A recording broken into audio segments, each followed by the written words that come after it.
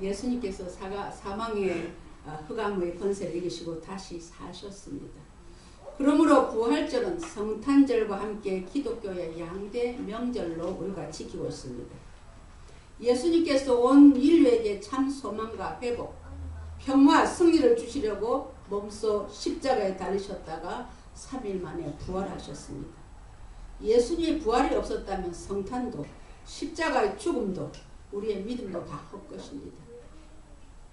그런데 오늘 많은 크리스찬들이 예수님의 부활을 믿지 않는 사람이 너무 많습니다. 지난주에 찬양 예배 때 우리 교회 전도 집회를 가졌는데 그 강사님이 이런 말씀하시대요. 어떤 교회에서 목사님이 성도들 눈을 다 감으라 그래 놓고 여러분 중에서 부활이 안 믿어지는 사람 손 들어보라 그랬더니 80~90%가 부활이 안 믿어진다고 손을 들었다고 합니다. 그것이 오직 그 교회 일만이겠습니까? 우리 오늘날의 크리스찬들이 부활을 믿지 못하는 가운데 있습니다. 그건 왜 우리 주님의 부활을 믿지 못할까요? 여러분, 기독교는 우리의 이성이나 지식으로 이해되는 종교가 아닙니다. 기독교는 종교가 아니라 생명이기 때문입니다. 할렐루야. 이 과학이 발달한 세상에서 예수님을 이성으로 이해하려면 믿음 생활을 할 수가 없습니다. 여러분, 성경에 나오는 동정녀 탄생이 여러분 믿어집니까? 예수님이 무리로 오셨다는 사실이 믿어지십니까? 보리떡 5개와 물고기 2마리로 5,000명을 먹이셨다는 것을 우리가 믿음의 눈이 아니고 이성으로 해석한다고 믿어지겠습니까? 우리 주님을 이성으로 이해하려고 하는 것은 우리가 예수님은 우리와 같은 인간 선상에 놓고 생각하기 때문에 믿어지지 않는 것입니다.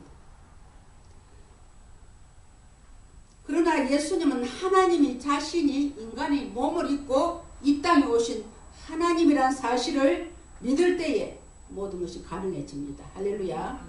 하나님은 어떤 분이십니까? 하나님은 전지전능하신 분입니다. 전지전능하다는 것은 못하는 것이 없다는 것이 말씀입니다. 또 하나님은 어떤 분입니까? 하나님은 무소부재하신 분입니다. 안 계신 곳이 없는 분이시라는 것입니다. 부활도 마찬가지입니다. 예수님이 하나님이기 때문에 죽음을 이기시고 살아나신 것입니다. 할렐루야. 이 부활신앙이 확실히 정립될 때에만 우리의 믿음이 바로 설 수가 있습니다. 세상에 많은 종교들이요, 우리 기독교를 배타적인 종교라고 비판합니다.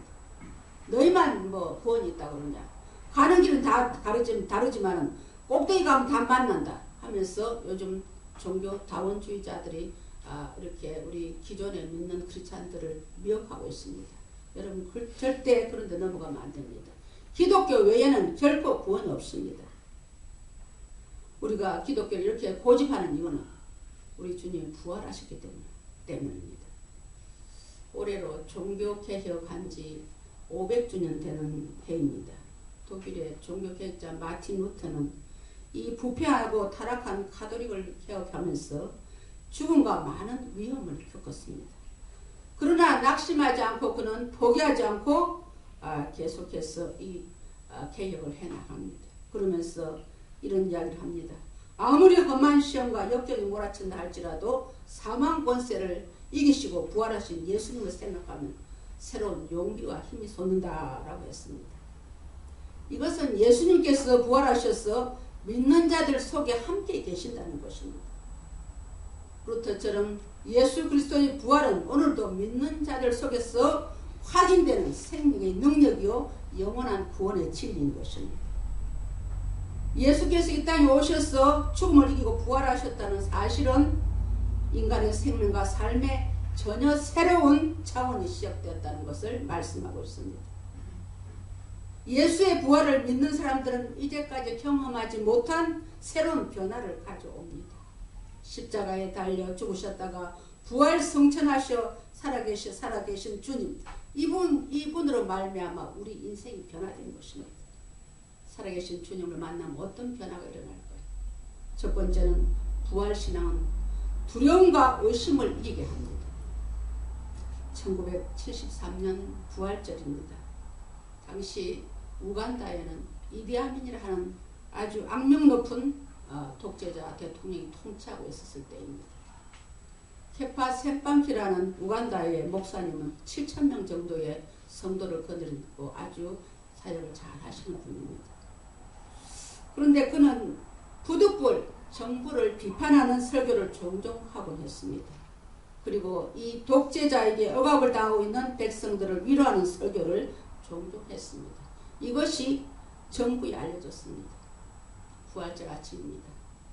5명의 비밀 경찰이 찾아왔습니다.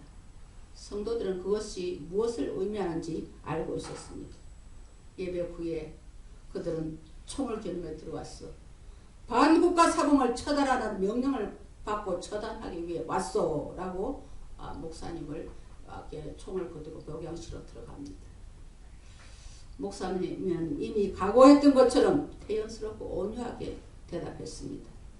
여러분, 오늘은 부활절 아침입니다. 나는 죽는 것은 조금도 두렵지 않습니다. 내게 2분간만 시간을 주시면 하나님께 기도하고 나의 삶을, 나의 목회를 마무리하려고 합니다. 그랬더니 그 사람들한테 2분의 시간을 허락받았습니다. 이 목사님은 무릎을 꿇고 하늘을 향하여 또박또박 큰 소리로 기도했습니다. 하나님 아버지, 우간다 통치자 이디아민을 용서하여 주옵소서.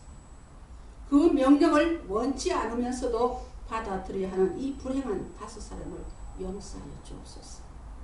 그리고 우간다 국민에게 자유를 주옵소서. 내 사랑하는 조국이 사랑의 땅, 의의 땅이 되도록 도와주옵소서. 나의 죽음으로 다시는 이러한 비극이 되풀이되지 않게 하옵소서. 예수님 이름으로 기도합니다. 아멘. 기도하는 목사님의 눈에서 한없이 눈물이 흘러내렸습니다. 비밀 경찰도 울었습니다. 마침내 그 5사람 중에서 대장되는 사람이 목사님께 이런 말을 했습니다. 엄청난 실수를 했습니다.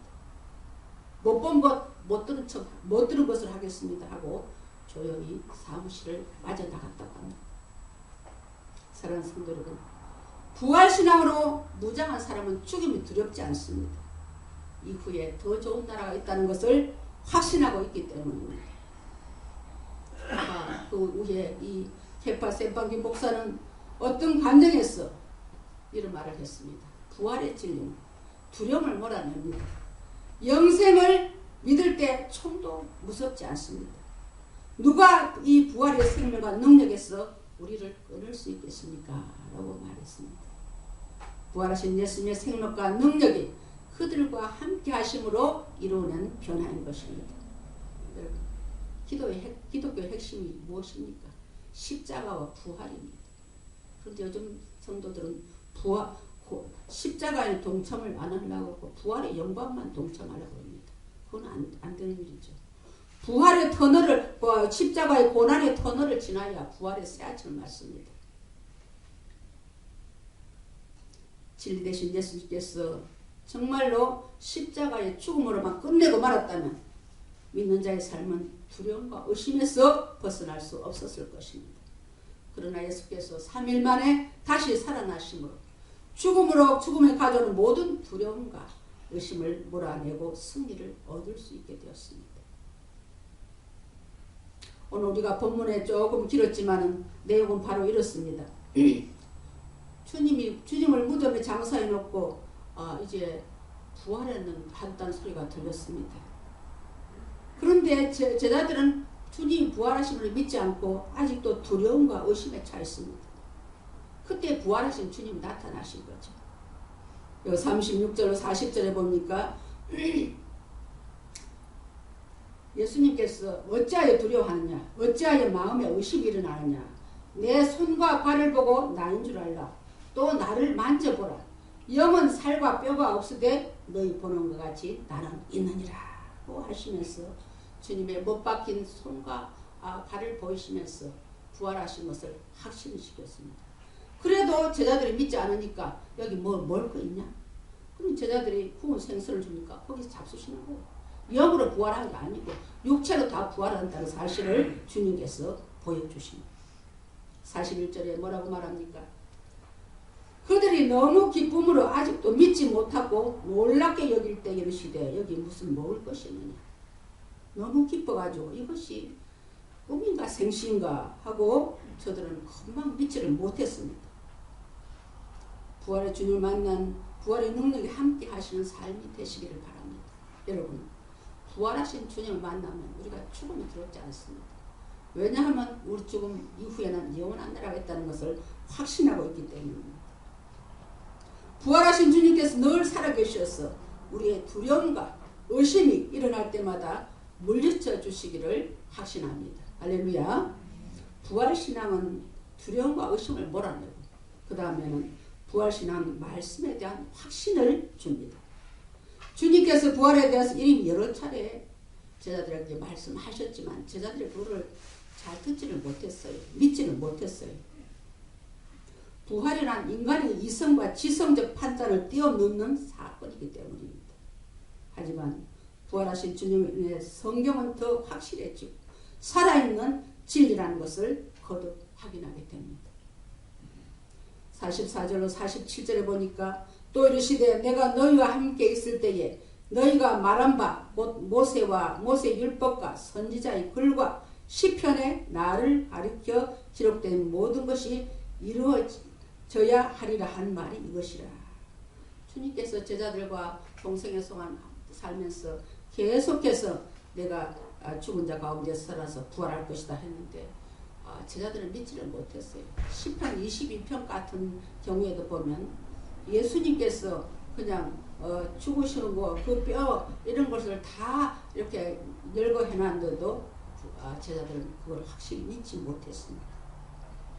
그래서 주님이 무덤에 누워 계실 때에 엠마로 두 제자가 가운데 어깨가 축 처져가 낙심한 상태에 가는데 부활하신 주님 만난 거예요. 그래서 서로 이야기를 하는 가운데 그래도 주님인 줄 알아보지 못했습니다. 근데 어떤 집에 들어가서 식사를 하고 주님이 성경을 풀어줄 때 그들의 마음이 뜨거워서 보니까 부활하신 주님을 만난 것입니다. 이 내용이 누가복음 24장 32절에 나와 있습니다. 그들이 서로 말하되 길에서 우리에게 말씀하시고 우리에게 성경을 풀어주실 때에 우리 속에서 마음이 뜨겁지 아니하더냐. 부활하신 주님이 제자들을 만나 성경을 풀어주실 때에 그 마음이 뜨거운 확신과 함께 다가왔다는 것입니다. 그래서 부활하신 주님을 통해서 성경의 진리가 더욱 확실해졌다는 것입니다. 여러분, 카타콤이라고 들어보셨죠? 로마에 대해서 기독교가 박해를 받았을 때 유대인들이 땅굴을 파가지고 요즘 말하면 땅굴이죠. 그걸 카타콤이라고 그럽니다. 거기서 살고 예배 드리고 그런데 그 로마 군인들이 그 카타콤에 들어가면 길이 하도 미로가 돼가지고 거기서 나오지 못한답니다. 그러니까 그들이 잡는데 입구에 들어있는 사람 몇 사람을 잡아가지고 다른 그 안에 있는 사람들한테 본때를 보여주기 위해서 그 입구에다 카타콤 입구에다가 그 붙잡은 사람들 십자가에 달아놨습니다. 그런데 십자가에 달린 그 부모 밑으로 어린 자녀들이 밤 저녁 때에 십자가 밑으로 다가왔습니다. 그때 십자가에 달린 부모들이 아이들에게 말합니다. 얘들아, 예수 믿는 것은 참으로 영광스러운 일이다. 너희들은 무슨 일이 있었더라도 믿음을 버리지 말아라. 예수께서 사망 권세를 깨뜨리고 부활하신 것처럼 우리도 부활할 것이다. 얘들아, 하나님 나라에서 만나자. 여러분, 이런 믿음의 부모들이 되시기를 바랍니다. 수천억을 유산으로 남겨줘도 소용없습니다. 유산 중에 제일 큰 유산은 믿음의 유산인 줄 믿으시기 바랍니다. 그 십자가 밑에서 그 십자가에 달린 부모한테 그 말을 들은 자식들은 어떻게 신앙으로 어떻게 인생을 살아왔을까요? 부모의 신앙 유산으로 아름답고 영광된 삶을 살지 않았겠습니까? 이렇게 그들이 믿었기에 모진 박해 가운데서도 기독교는 로마를 점령할 수 있었습니다. 그래서 AD 313년에 콘스탄틴 대제 때에 기독교를 로마의 국교로 인정하지 않았습니다. 이런 믿음의 사람들이 있었기 때문에 거대한 로마를 무너뜨린 것입니다. 사랑하는 성도 여러분, 기독교는 여러분 종교가 아닙니다. 생명입니다. 예수님께서 나는 부활이요 생명이니 나를 믿는 자는 죽어도 살겠고 무릇 살아서 나를 믿는 자는 영원히 죽지 아니하리니 이것을 내가 믿느냐 그랬습니다. 기독교의 핵심은 여러분 십자가 부활입니다. 만일 이렇게 부활이 없다 하면 우리 예수께서 죽은 자 가운데서 부활이 없고 살아나지 않았다면 성경의 메시지는 한민족의 역사 이야기나 그저 다른 여타의 종교와 같이 선하게 살아가는 윤리적 교훈에 지나지 않습니다. 그러나 부활하신 주님을 인해 기독교가 전하는 말씀은 비로소 믿는 자의 생명과 삶 안에서 살아 움직이는 생명의 진리가 된 것입니다. 부활신앙을 입으면 두려워 떠는 자들이 어떻게 됩니까? 능력을 받아서 믿음의 증인이 되는 것입니다. 북한에서 탈북한 이영이라는 여인이 있었습니다. 1997년 두만강을 건너 저속교로 왔습니다. 남편이 복막령이 걸렸습니다. 중국 교회에 있는 성도들이 다 돈을 모아가지고 병원비로 대주고 치료해 줬더니 그가 이런 말을 했습니다. 이제까지 저는 소아스럽습니다. 이제 남은 생에는 주님을 위해 살겠습니다. 고백했습니다. 그래서 그 부부들은 먹을 것과 성형철 가지고 북한에 들어갔습니다. 그리고 그냥 간접 루트를 해가지고 먹을 것과 아주 소형 성경책을 계속해서 나르기 시작했습니다. 수차례에 걸쳐 이 일을 반복하다가 2000년 1월달 함경북도 무산에서 체포되었습니다. 초죽음이 되도록 맞았고요. 그때마다 그는 매를 때리며 주여 부르고 하나님은 살아계십니다 하고 여러분 예수 믿으시오 하고 복음을 전했습니다. 그해 2월 12일 날 그 장마당에서 공개 처형을 당했습니다. 공개 처형을 당하면서도 여러분 예수 믿으시오 하고 총성과 함께 순교의 피가 동토의 땅에 떨어졌습니다. 그가 처형을 당하면서도 복음을 전할 수 있으면 부활에 대한 확신이 있기 때문입니다. 예수님께서 부활하신 것처럼 자신도 부활할 것을 믿었기에 죽음을 각오하고 예수를 전한 것입니다. 이처럼 부활하신 예수님 만나면 죽음조차도 굴하지 않는 담대한 능력의 복음의 증인이 되는 것입니다. 부활하신 주님을 만나는 사람은 어떻게 됩니까? 사랑하는 성도 여러분, 여러분 어떤 자리 있습니까? 내가 예수 믿는다 하면서도 주님과의 거리가 얼마나 됩니까? 죽는데도 옥에도 같이 가겠다 갔던 베드로는 주님이 붙잡혀 갈 때에 저 멀찌감치 있었습니다. 주님과 거리가 멀면 그 안에 누가 들어가겠습니까? 마귀가 사탄이 들어가죠. 그래서 베드로가 주님을 3번씩이나 모른다고 부인하지 않았습니까? 예수 믿다가 낙심한 자리에 있습니까? 믿음이 흔들리고 있습니까? 아직도 부활하신 주님을 만나지 못하셨습니까? 여러분 갈릴리로 가십시오. 마태복음 28장 10절에는 내 형제들에게 갈릴리로 가라 하라. 거기서 나를 보리라 하셨습니다. 여러분 갈릴리는요. 장소적인 개념도 있지만 주님과 제자들이 만난 장소입니다. 사랑을 나눈 장소입니다. 여러분 처음 신앙을 회복하시기 바랍니다. 이 부활의 아침에 부활하신 예수님 만나기를 주님의 이름으로 축원합니다. 예수님은 부활의 생명이십니다. 부활의 주를 통해서 새로운 삶이 열려지는 부활의 은혜가 있으시기를 바랍니다. 그리하여 기쁨과 감격으로 부활을 전하는 부활의 증인들이 되시기를 주님의 이름으로 축원합니다.